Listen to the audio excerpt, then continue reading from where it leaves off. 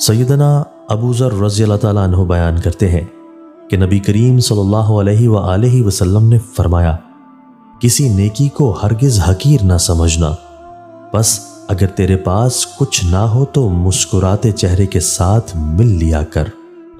سیدنا ابو ہریرہ رضی اللہ تعالیٰ عنہ بیان کرتے ہیں کہ رسول اللہ صلی اللہ علیہ وآلہ وسلم نے فرمایا، اللہ تعالیٰ فرماتے ہیں، میں نے اپنے نیک بندوں کے لیے وہ کچھ تیار کر رکھا ہے جو نہ کسی آنکھ نے دیکھا، نہ کسی کان نے سنا اور نہ کسی انسان کے دل میں ایسا خیال آیا ہے۔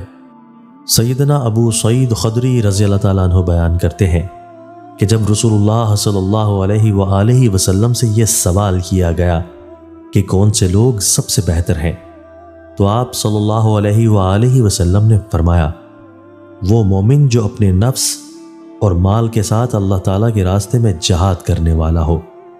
اس نے کہا، پھر کون سا آدمی افضل ہے؟ آپ صلی اللہ علیہ وآلہ وسلم نے فرمایا، پھر وہ آدمی ہے جو کسی گھاٹی میں الگ تھلگ ہو کر اپنے رب کی عبادت کرے اور لوگوں کو اپنے شر سے محفوظ رکھے۔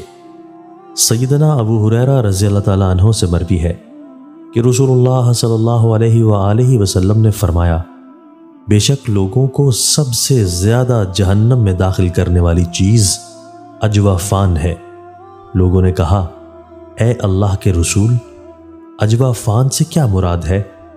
آپ صلی اللہ علیہ وآلہ وسلم نے فرمایا، شرمگاہ اور منہ۔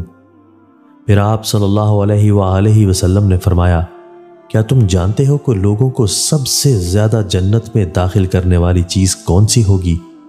اللہ تعالیٰ کا ڈر اور حسن اخلاق۔